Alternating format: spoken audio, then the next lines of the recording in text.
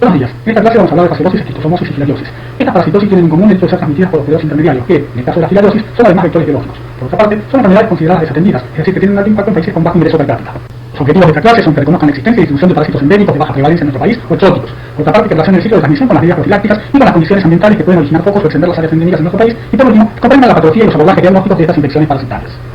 Para abordar los objetivos mencionados, repasaremos los ciclos biológicos y de transmisión de fasciole hepática, esquistosoma mansoy y trataremos los ciclos biológicos y de transmisión de diversas especies de filares. A continuación, estableceremos cuál es el área de distribución geográfica de estos parásitos y cuáles las condiciones de impacto ambiental que favorecen el desarrollo de focos endémicos. En este contexto trataremos las medidas adecuadas de profilaxis. Posteriormente, mencionaremos algunos signos y síntomas que caracterizan a las enfermedades mencionadas y cuál es la patología que se desarrolla, haciendo hincapié en los órganos afectados y en los mecanismos involucrados. Por último, estableceremos cuál es la oportunidad de realización y los métodos de elección desde el punto de vista del diagnóstico de certeza. Respecto a los ciclos biológicos de transmisión de fasciole hepática, podemos resaltar que su ciclo depende de la distribución de hospedero intermediarios, es decir, es un parásito heteroxeno. El hospedero intermediario es un caracol de gel lobada, del cual hay varias especies, las cuales la especie Gabatruncatura es una especie predominante. Esta parasitosis es una zoonosis rural que tiene como hospedero definitivo el ganado, siendo el humano un hospedero accidental. La distribución geográfica es cosmopolita, en nuestro país predominan las provincias del centro y noroeste. La fuente de infección es vegetación litoral o agua, que contiene metacefalias y que infecta al hospedero definitivo al ser ingerida.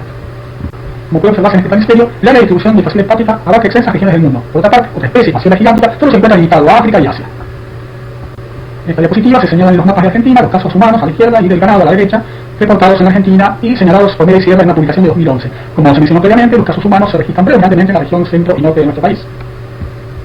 En esta diapositiva se señalan los factores ambientales principales asociados a la transmisión. La presencia de lagunas y afluentes de caudal bajo, así como de espejos de irrigación artificiales con desborde, favorece la presencia de reservorios y hospederos intermediarios. A esto se suma la estacionalidad de lluvias y cambios en el régimen pluvial.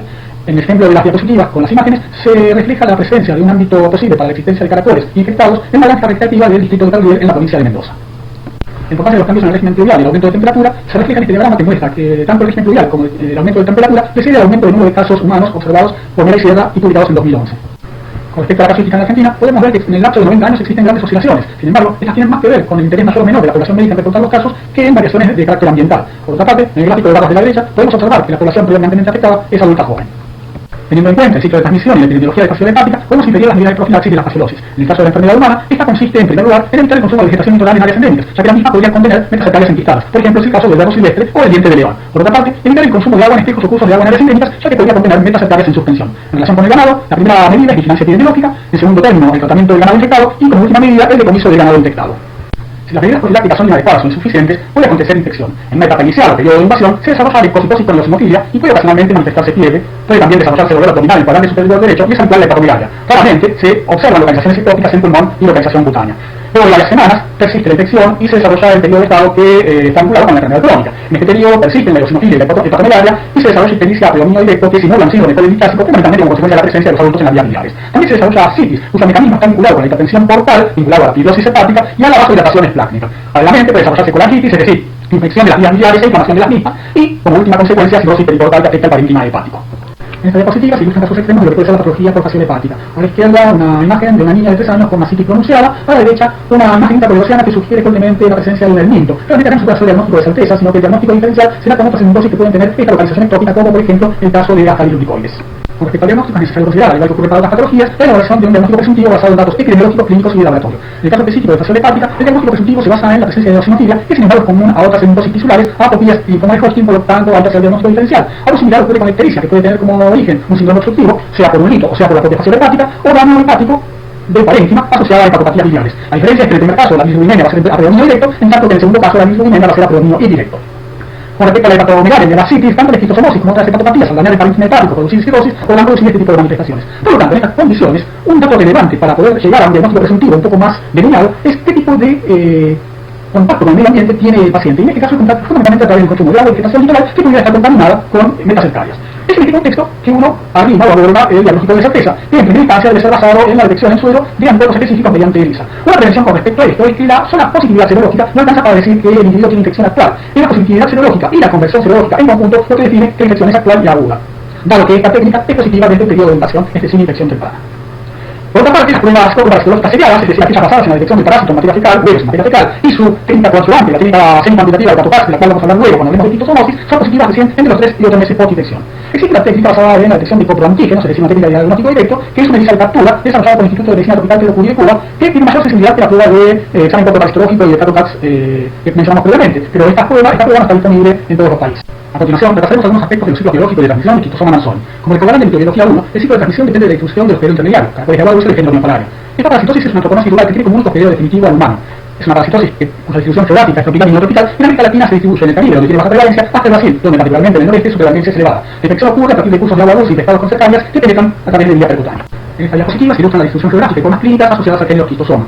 Los géneros Schistosoma manzoni, Schistosoma japonicum y Schistosoma mekongii causan schistosomosis intestinal o hepatointestinal. Schistosoma manzoni está distribuida predominantemente en Brasil y en China. Schistosoma mekongii está distribuida en la cuenca del río Mekong, en tanto que Schistosoma japonicum está distribuida en Japón y algunas áreas de China. Por otra parte, Schistosoma hematorium, que causa schistosomosis urinaria, se distribuye exclusivamente en África. Para un mayor detalle, pueden consultar la bibliografía recomendada. Esta diapositiva muestra como condiciones que hacen al impacto ambiental, particularmente derivadas de la acción humana, pueden generar focos endémicos nuevos o extender áreas endémicas ya preexistentes. En particular, la diapositiva ilustra una cita bibliográfica de por lo menos 40 años de antigüedad que señala que la construcción de la represa Alta de Asuán sobre el río Nilo se tradujo en un aumento de la prevalencia de schistosomosis en Egipto. Esto se debe al hecho de que, por un lado, aumentó el área de influencia del caracol y la distribución del parásito, y por otro lado, a esa área de distribución del parásito que fue aumentada, fueron llegando nuevos pobladores con fines de siembra, etc. Y estos pobladores podían ser infectados, es decir, acarrear el parásito, o ser población no infectada, es decir, susceptible. Por lo tanto, tenemos un foco nuevo, o la extensión de áreas endémicas preexistentes que implican la presencia de hospederos infectados, tanto sea definitivo como intermediario, y de población susceptible no infectada. En esta placa se muestra mediante fotos una de las actividades que puede dar lugar a la infección por schistosoma, en particular el schistosoma manzoni en el África subsahariana. Por ejemplo, la recolección de agua. Pueden existir otras actividades como el juego, es decir, la actividad lúdica de niños, o el aseo, es decir, que tanto niños como adultos se bañen para asearse en esas aguas y que den lugar a la penetración de metacetarias y que den por lo tanto lugar a la infección. Otro ejemplo sobre el impacto ambiental que puede generar el desarrollo de nuevos focos endémicos o extender áreas endémicas preexistentes lo da esta diapositiva. En las memorias del Instituto Osvaldo Cruz, hace muchos años se publicó la identificación de la transmisión de schistosoma manzoni en el estado de Río Grande do Sul. En dos aspectos se señalan la importancia de este hallazgo. En primer lugar, el estado de Río Grande do Sul es limítrofe con Misiones y con Corrientes. En segundo lugar, en nuestro país, si bien no existe schistosomosis endémica, hay hospederos intermediarios que pueden transmitirla, y estos hospederos intermediarios tienen la particularidad de volverse más susceptibles si son co-infectados con otro trematode. Por lo tanto, es una situación que merece cierta atención desde el punto de vista epidemiológico y de vigilancia epidemiológica. En esta diapositiva se resume lo dicho precedentemente. En resumen, en lo relativo al impacto ambiental y desarrollo de focos endémicos nuevos o a extensión de áreas endémicas ya preestablecidas, la transmisión está asociada al aumento del área de distribución de los hospederos intermediarios, ya sea a través de la extensión de áreas anidadas como consecuencia de la construcción de represas o embalses, o a la extensión de áreas hidreadas como, por ejemplo, como consecuencia de las actividades productivas, es decir, actividades de sembrado. Por otra parte, el fecarismo humano es fundamental para la transmisión de esta parasitosis, dado que el humano es el único hospedero definitivo y la transmisión ocurre por fecarismo, como ustedes habrán visto ya en microbiología 1. Por lo tanto, la carencia de redes cloacales o el uso de agua para la recolección de agua de bebida, higiene o recreación constituyen alternativas para la transmisión. Por lo tanto, desde el punto de vista de la profilaxis, podemos delinear al menos 4 medidas de índole profiláctico, 2 de características individuales y 2 de características colectivas. Las dos primeras son evitar el fecarismo humano, ya que la transmisión es por vía fecal, y la segunda es evitar el contacto con cursos de agua en áreas de transmisión efectiva. Desde el punto de vista colectivo, lo relevante es la construcción de redes cloacales y el estudio del impacto ambiental ante la construcción de diques y represas para evitar la dispersión del hospedero intermediario. Si las medidas profilácticas son inexistentes o inefectivas, puede tener lugar la infección. Esta se caracteriza, en términos generales, en la formación de granulomas periovales, que primero constituyen trombos periovales en el sistema porta para luego darle al desarrollo de granulomas a nivel del parénquima hepático, que son mediados por linfocitos eco-operadores de tipo 1 o de tipo 2, como ya vimos en microbiología 1. La enfermedad cursa en primera instancia con el desarrollo de dermatitis cercariana, que puede ser leve o moderada, asociada a la penetración de las metacercarias a través de la piel. A continuación, luego que los adultos se han desarrollado en las glándulas mesentéricas inferiores, ocurre una enfermedad de etiología inmunopatológica, es decir, los huevos dan lugar al desarrollo de granulomas, sea en la pared intestinal o en el parénquima. La patología aguda, también conocida como fiebre de Katayama, debuta aproximadamente a la quinta semana post-infección, con urticaria generalizada y formación de granulomas periovales en hígado y pared intestinal. Es esta última situación la que da lugar a la formación de deposiciones con sangre morfo y material necrótico, como consecuencia de la lesión de la pared intestinal. Por otra parte, en esta parasitosis se observa la eosinofilia periférica, igual que ocurre en otras endometriosis tisulares.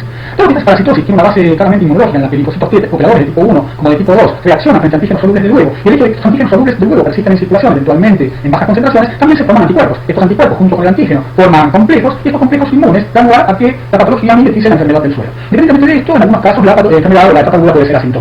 Previamente mencionamos que la distribución geográfica estaba asociada a distintas formas clínicas. Desde el punto de vista de la enfermedad crónica, la enfermedad crónica intestinal está asociada a la formación de granulomas periovales en intestino grueso, se manifiesta luego de varios años de prima infección, está asociada a la trombosis de venas y glándulas mesentéricas en el colon, por ejemplo las venas hemorroidales y venas hemorroidales, y causa en definitiva fibrosis colónica. La forma más grave de la enfermedad crónica es la esquistosomosis hepatoesplénica, asociada a la formación de granulomas periovales en hígado vaso y eventualmente en pulmón. Se manifiesta luego de varios años de prima-infección y se caracteriza por etapas pneumoniales, fibrosis periportal que eventualmente llevan a la hipertensión portal. Si esta ocurre, generalmente se desarrollan cortocircuitos portaesplénicos, es decir, circulación colateral, que lleva luego hacia el vaso y por lo tanto formación de granulomas en vaso. De alguna manera o con un mecanismo análogo al que habíamos visto para la fasciolofisis, puede desarrollarse como consecuencia de la hipertensión portal y de la vasodilatación esplásmica ascitis. Eventualmente, como mencionamos que en algunos casos puede haber de formación de granulomas periovales a nivel del pulmón, puede ocurrir hipertensión pulmonar. En esta diapositiva se muestran imágenes algunas de las características clínico-patológicas de la esquistosomosis hepatoesplénica. Arriba a la izquierda, un paciente con esquistosomosis hepatoesplénica que muestra hepatosplenomegalia y ascitis. Arriba en el centro, un macroscópico del hígado que muestra claramente parches blancos correspondientes a fibrosis. Por otra parte, a la derecha, un corte histológico del hígado tenido con hematoxilina y eosina que muestra fibrosis periportal o en vástago de pipa. Por último, abajo, se muestra un corte teñido con triclómico de Mason que muestra áreas verdes de fibrosis que rodean vasos sanguíneos y un ducto biliar. Desde el punto de vista del diagnóstico, se consiste en la realización de un examen corporal citológico seriado, o sea, realizando a continuación un extendido hueso coloreado con azul de taurina o de malaquita que aumentan la sensibilidad diagnóstica. La serología en general no tiene significativa relevancia, salvo con fines epidemiológicos. Esto es así porque la mayor parte de los pacientes manifiestan clínica severa en el caso de la enfermedad crónica, por lo tanto ya cuando pasó la conversión serológica, y en ese caso es difícil discriminar entre infección pasada e infección presente. Abajo a la izquierda se observa la morfología de un huevo de esquistosoma manzoni con una estípula lateral. Este huevo es secretado con materia fecal, al igual que ocurre con el caso del esquistosoma japónico. Por otra parte, a la derecha observamos un huevo de esquistosoma hematorium con una estípula apical que es secretado por orina. Esta diapositiva ilustra en imágenes y mediante un esquema a la derecha el método semi-cuantitativo de CATOCAS que permite hacer una evaluación de la carga parasitaria a lo largo del tratamiento de la infección. Es de esperar que, si el tratamiento es efectivo, la carga parasitaria vaya reduciéndose y sea concordante esta reducción con serología como método de tamizaje que debería mostrar una reducción progresiva del título de anticuerpos específicos. Para más detalles, los remito al libro de referencia que es el Botello Restrepo de Parasitosis Humanas.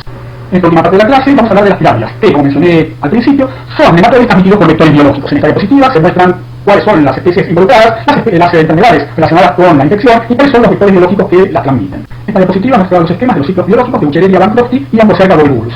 El ciclo comienza cuando el vector biológico inocula larvas de tercer estadio, que son las larvas infectantes. Estas larvas de tercer estadio, en el caso de Buchereria, llegan hasta los ganglios linfáticos y desarrollan adultos macho y hembra que depositan en sangre periférica microfilarias. Estas microfilarias eventualmente serán succionadas por el insecto vector y en el insecto vector se desarrollará parte del ciclo biológico con desarrollo de larvas 1 a larvas 3 hasta que la larva 3 vuelve a cerrar el ciclo. Por otra parte, en el caso de Ambocerca volvulus, el sitio de localización definitiva de los adultos es en general el tejido subcutáneo. Por lo demás, el ciclo es muy similar, en el sentido de que existen microfilarias que son succionadas a partir del tejido subcutáneo o de circulación eventualmente, y el vector biológico, luego de ciertas etapas de desarrollo, vuelve a inocularlas en un hospedero susceptible.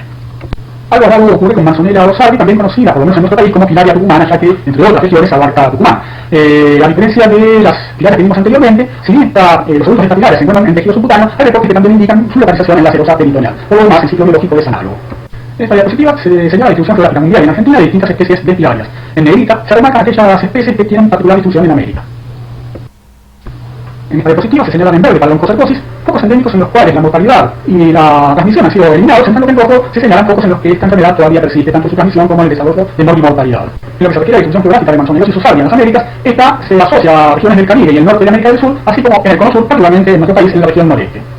De manera análoga a lo que mencionamos para el caso de la esquistosomosis, existen situaciones de impacto ambiental predominantemente vinculadas con la actividad humana que contribuyen al desarrollo de focos o a la extensión de áreas endémicas preexistentes. Por ejemplo, existen cambios en la distribución de vectores biológicos debido a la tal indiscriminada de árboles, al desmalezamiento o a la extensión de espejos de agua que permiten o favorecen la cría del vector biológico, o cambios en la exposición a la enfermedad debido a migración de población infectada, particularmente hacia áreas de desarrollo, y aumento de la población susceptible, es decir, desarrollo de núcleos rurales en los cuales se encuentra el vector biológico y se ha extendido la enfermedad. Teniendo en cuenta los mecanismos de transmisión, es decir, la intervención de vectores biológicos, uno puede delinear una serie de medidas profilácticas para evitar la infección humana. En primer lugar, impedir el contacto de los humanos con el vector mediante el uso de repelentes o ropas protectoras. En segundo término, eliminar los vectores biológicos en la medida de lo posible, por lo menos reducir la población existente. Sea disminuyendo las áreas de cría, por ejemplo, áreas de agua o espejos de agua en los cuales pudieran criarse algunos vectores, a presión de insecticidas si la densidad de población de los vectores biológicos es muy elevada y se justifica teniendo en cuenta la relación costo-beneficio, eventualmente tratamiento farmacológico masivo y para algunas enfermedades como la filariasis linfática, particularmente en la etapa crónica, prevenir las complicaciones de la enfermedad, como vamos a ver posteriormente. En esta diapositiva se ilustran la patogenia a la izquierda y a la derecha la patología de filarias que causan filariasis linfática. Como recordarán del ciclo biológico, los adultos de estas filarias se localizan en los ganglios linfáticos. Esto da lugar a la estasis de la linfa que eventualmente pasará al tejido intersticial adyacente. Por otra parte, es necesario señalar que los adultos de las filarias tienen en su tubo digestivo bacterias endosimbiontes del género Wolbachia. De manera importante, estas bacterias inducen una alta producción de TNF-alfa, particularmente en los procesos crónicos. Esta producción de TNF-alfa induce hiperproliferación del endotelio y del tejido conectivo, dando lugar a la paquidermia que se observa a la derecha, que tiene fundamentalmente que ver con el desarrollo en particular de hiperkeratosis. Por lo tanto, en el marco de la infección por filarias que causan filariosis linfática, es necesario establecer la prevención de complicaciones. Estas están vinculadas fundamentalmente con el desarrollo de pliegues que pueden permitir la proliferación tanto bacteriana como mucótica. En este sentido, es relevante el lavado con agua y jabón, secado eficiente del área afectada, de las membranas de los pliegues, los pliegues profundos, el recorte y limpieza periódicos de uñas para evitar la acumulación de bacterias o hongos, el uso de calzado apropiado, es decir, un apretado que facilite la acumulación de sudoración, la elevación de las piernas afectadas para evitar la estasis adicional de la linfa, el tratamiento inmediato y diario de las lesiones o infecciones locales con antibióticos no antinicóticos y la administración de antibióticos prolongada, particularmente penicilina oral y penicilina benzatínica para contener la infección bacteriana. Por otra parte, en el caso de Manzonella dorsali, como mencioné previamente, se localiza no solo en el tejido subcutáneo, sino también eventualmente en las serosas peritoneales. Por lo tanto, es necesario pensar que cualquier signo o síntoma tendrá que ver con estas localizaciones. En líneas generales, este parásito aparentemente causa poco daño, pero las personas infectadas pueden presentar síntomas. En este caso, las manifestaciones reportadas han sido fiebre moderada, artralgias probablemente vinculadas con la formación de complejos antígeno-anticuerpo que se depositan en las articulaciones, cefalea, prurito asociado a eritema, que tiene que ver con la respuesta a antígenos de la larva, particularmente la larva filariforme, la larva circulante, síntomas pulmonares difusos, adenopatías con linfadeneritis, raramente hepaturiaria y queratitis, que también parece tener una base de tipo inmunológica. teniendo en cuenta los ciclos biológicos, la localización y el hecho de que las microfilarias se diseminan por vía sanguínea o que eventualmente los adultos se encuentran en lesiones cutáneas, uno puede delinear una serie de estrategias diagnósticas. En primer lugar, la identificación de microfilarias en sangre por punción venosa en tejido subcutáneo mediante biopsia o en los nódulos linfáticos también mediante biopsia, que se ejemplifican en esta diapositiva mediante imágenes. En esta diapositiva se señalan los abordajes metodológicos para el diagnóstico de certeza de la filariasis. En primer lugar, es necesario señalar que se basa en la identificación morfológica de las filarias o la detección de sus antígenos mediante métodos de captura y eventualmente en la identificación de genomas mediante técnicas de biología molecular. Para esto es necesario tener en cuenta cuál es la muestra más adecuada, es decir, cuál es la localización de las filarias a identificar y si estas filarias pueden tener, por lo menos en el caso de la diseminación hemática, es decir, de la presencia de las microfilarias, cierta periodicidad o no. Por ejemplo, en el caso de las filariasis linfáticas, solamente es posible hallar microfilarias en sangre en el lapso entre las 10 de la noche y las 2 de la mañana. Con la sangre eventualmente se realizarán extendidos teñidos o se podrá realizar la técnica semi-cuantitativa de QVC, una técnica que se conoce como básico cuantitativo, que también es empleada en el diagnóstico, o eventualmente empleada en el diagnóstico de la malaria, pero que a veces es el problema de que no permite identificar especies igual que ocurre en la malaria. En sangre se puede realizar ELISA de captura para identificar la presencia de antígenos, al igual que inmunocromatografía, o eventualmente realizar PCR para detectar genoma. En el caso de la oncocercosis, dado que el parásito se localiza en tumulaciones de la piel, se podrá realizar biopsias que podrán ser disgregadas y luego de realizar un extendido con solución fisiológica, observarlas al microscopio óptico o también realizar extendidos teñidos que permitirán identificar las especies de filarias y en particular identificar si se trata de oncocerca. Por último, dado que este parásito puede localizarse en ojo, podrá hacerse la inspección oftalmológica y eventualmente hacer una aproximación al diagnóstico. En el caso de la manzonelosis, a diferencia de lo que ocurre con las filariasis linfáticas, las microfilarias carecen de periodicidad, por lo tanto, cualquier momento del día es apto para obtener la muestra de sangre periférica y realizar extendidos para su posterior coloración. Por último, esta diapositiva resumiría algunas conclusiones que les dejo para su análisis. Muchas gracias por su atención.